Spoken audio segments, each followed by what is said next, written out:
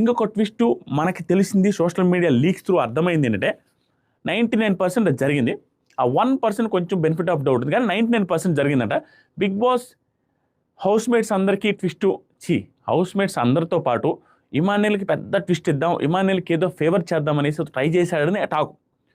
కానీ ఇమాన్యుయల్ నాకు ఆ ఫేవర్ వద్దని ఎడంకాలు బూట్ కాలుతో ఎడంకాలు లెగ్తో తన్ని పంపించేసారంట ఆ ఫేవర్ని. బిగ్ బాస్ రాగానే నామినేషన్స్లో ఈ week as per the leaks నేను చెప్తున్నాను, 99% ఫ్యాక్ట్ ఇది, ఆ 1% చెప్పలేం. యాజ్ పర్ ద లీక్స్ ఏంటంటే మోస్ట్లీ అదే రైట్ అయ్యేది కూడా అదే జరిగింది.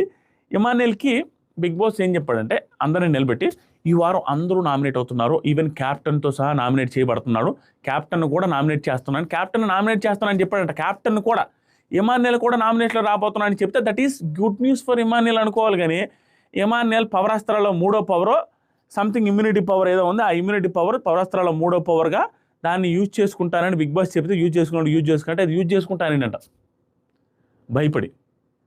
యాజ్ పర్ ద లీక్స్ ఇది కానీ నిజం అయితే, if it is right, big బాస్కే షాక్ ఇచ్చినట్టు ఇమాన్యుయల్, అండ్ ఇమాన్యుయల్ ఫ్యాన్స్ కూడా షాక్ ఇచ్చినట్టు.